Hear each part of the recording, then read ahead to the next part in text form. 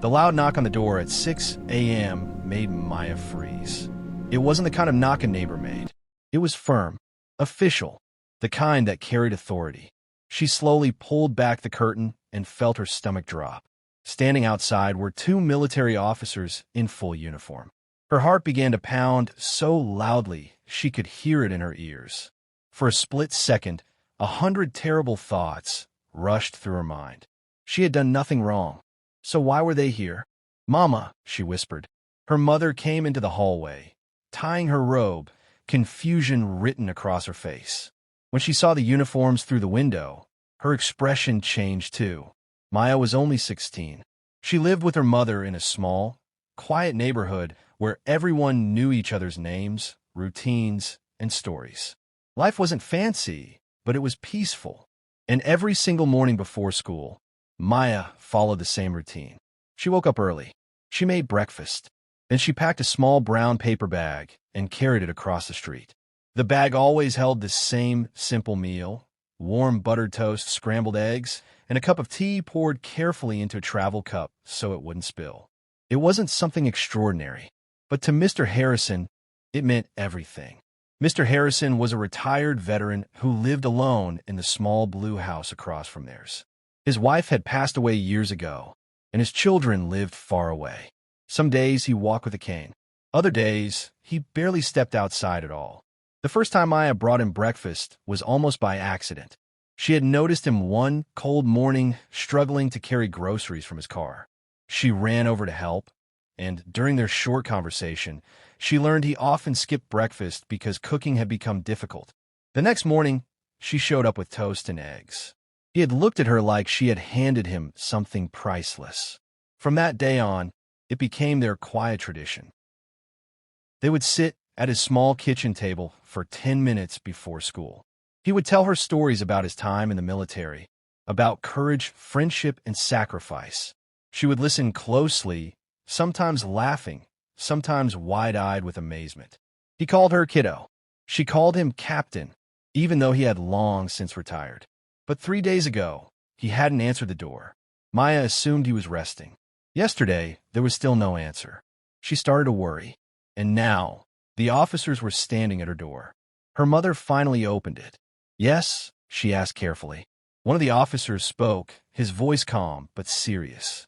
"Are you Maya Thompson?" Maya swallowed and stepped forward. "Yes, sir." The officer's expression softened slightly. "We're here regarding Mr. Harrison." Maya's breath caught. "Is he okay?"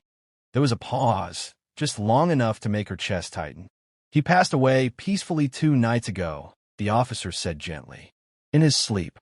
The words hit her like a wave. For a moment, the world felt very quiet.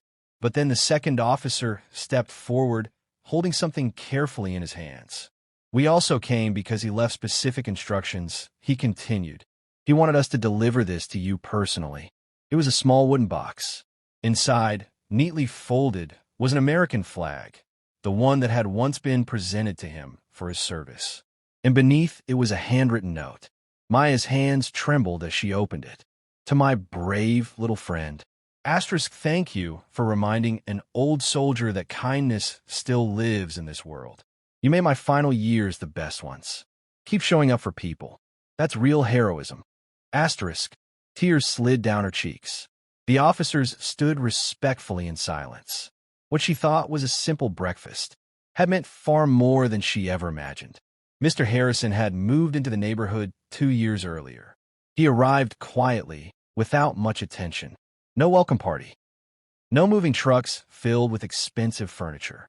Just a small van, a few worn-out boxes, and a man who carried himself with a calm, steady posture despite his age. He was quiet, reserved, always sitting on his porch in the afternoons, staring at the sky like he was remembering something far away.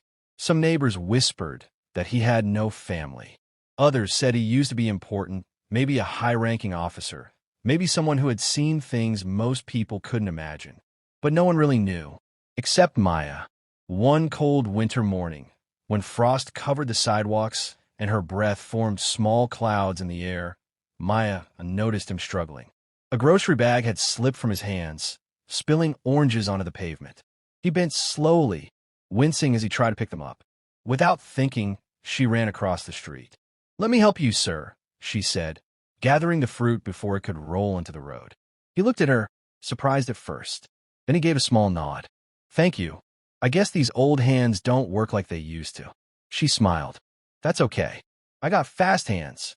That was the beginning. From that day on, something changed. She learned he was 82 years old. His wife had passed away nearly a decade earlier. His only son lived overseas and rarely visited. The house felt too big for just one person, and some days, the silence inside it felt even bigger. And some days, he forgot to eat. Not because he didn't have food, but because cooking for one didn't feel worth the effort. When Maya told her mother about him, her mother paused for a moment. She had just come home from a long hospital shift, her eyes tired but kind. "Kindness costs nothing," her mother said softly, placing a hand on Maya's shoulder. "But it can mean everything." Those words stayed with her. So the next morning, she woke up 15 minutes earlier. She made extra toast, scrambled a few more eggs, poured an extra cup of tea. Then she carried it across the street in a small brown paper bag. At first, Mr. Harrison insisted he didn't need help. "Oh, you don't have to do this, kid," he would say, clearing his throat. "I've managed on my own for years." But she kept coming. Every single day, rain or shine. When the wind was sharp and cold, she wrapped the bag in a scarf to keep the food warm. When it rained, she held it under her jacket to protect it. Eventually, he stopped protesting. In fact, he began waiting for her knock each morning. She would tap gently on the door, and within seconds, she would hear the slow shuffle of his footsteps. "Right on time," he would say, pretending to check an invisible watch. They sat at his small kitchen table, or sometimes in the living room, surrounded by old framed photographs. They talked about school, her math tests, her history projects, her dreams of maybe becoming a doctor like her mother. He listened carefully, always asking thoughtful questions.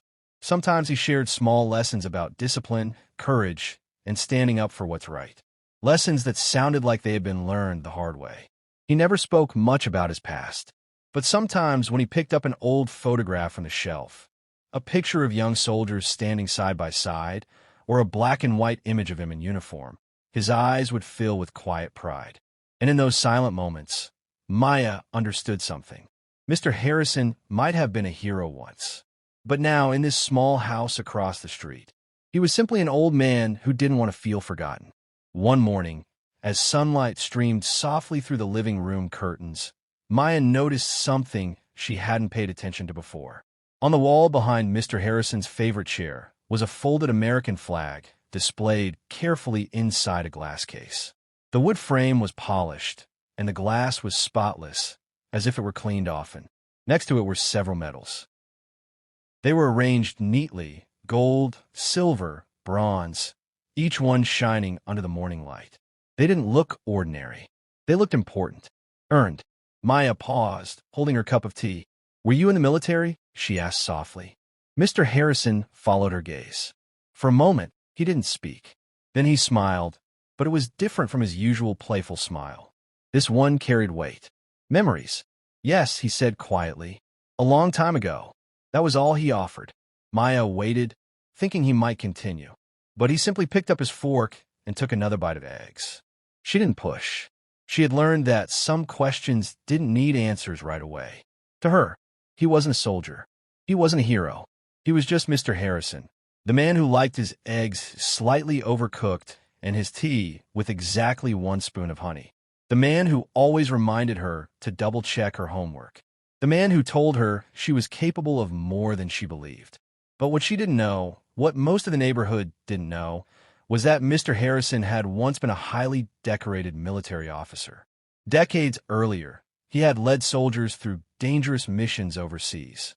He had made decisions under pressure that saved lives. He had carried responsibilities most people could never imagine. The medals on the wall weren't just decorations. They were symbols of bravery, of sacrifice, of nights without sleep, of moments when fear had to be swallowed so others could feel safe. He had been respected, saluted, recognized. But after his wife passed away and his only son moved overseas for work, something inside him shifted.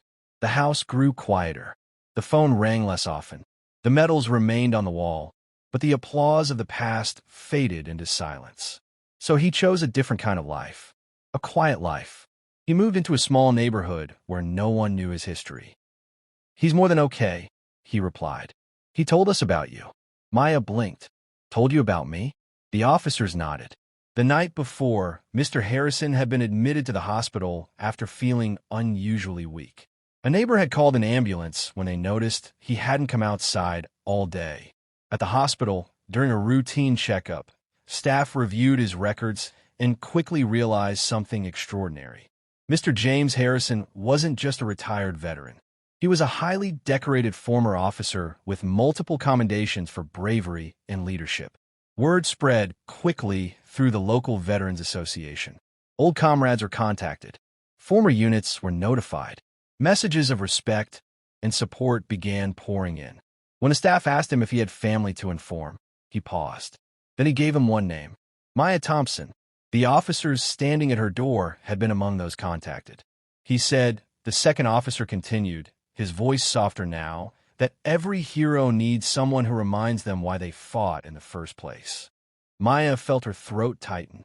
He said, "You've been that person for him." Tears welled up in her eyes before she could stop them. "He talked about your breakfast," the first officer added with a small chuckle. "Said you never missed a day.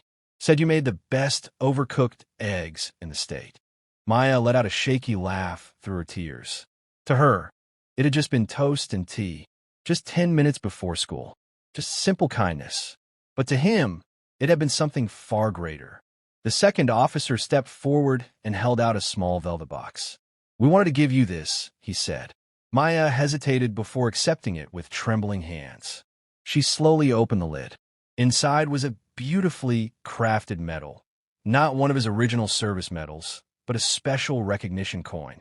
It shimmered in the early morning light, where he could sit on his porch without being introduced, who show extraordinary kindness and support to veterans. Where he could simply be an old man watching the sky. He didn't want recognition. He didn't want attention. He just wanted peace.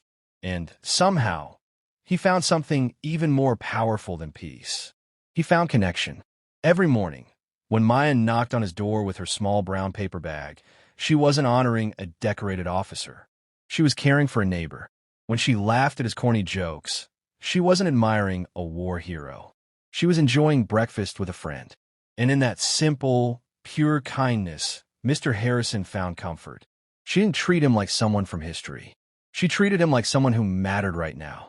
Sometimes, after she left for school, he would sit in his chair and glance at the medals on the wall. Then he would look at the empty plate on the table and smile to himself.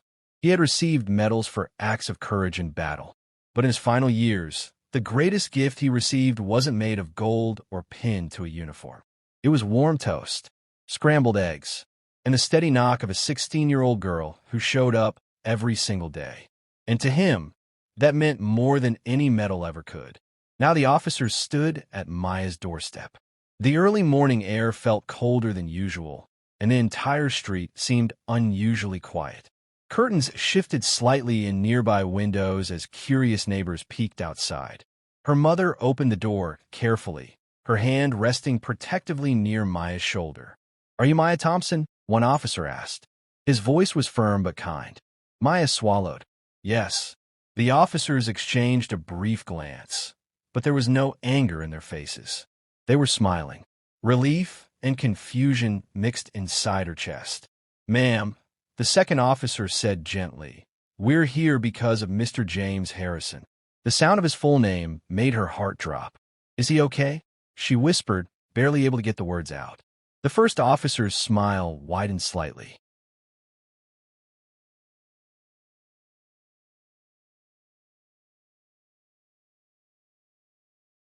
"This is awarded to individuals who make a meaningful difference in the lives of those who served," the officer explained. "On behalf of his fellow soldiers, we wanted to thank you." Maya looked up at them, overwhelmed. "I didn't do anything special," she said softly. "I just brought him breakfast." The first officer shook his head. "Sometimes," he replied, "the smallest acts mean the most."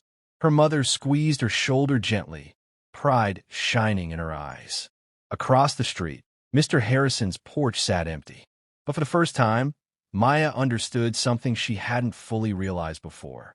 She hadn't just been delivering food. She had been delivering companionship, respect, a reminder that he wasn't forgotten. As the officers saluted her, not formally, but with quiet gratitude, Maya felt something shift inside her. All she ever did was bring breakfast, but somehow it had become a medal-worthy act of kindness. A week later, Mr. Harrison returned home. But this time, things were different. The quiet blue house across the street no longer felt forgotten. Word of his military service had traveled fast.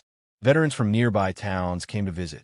Some wore old caps with unit patches stitched on them. Others arrived in pressed jackets, standing a little straighter when they stepped onto his porch. Old friends called. Former soldiers he hadn't spoken to in decades sent letters filled with memories and gratitude.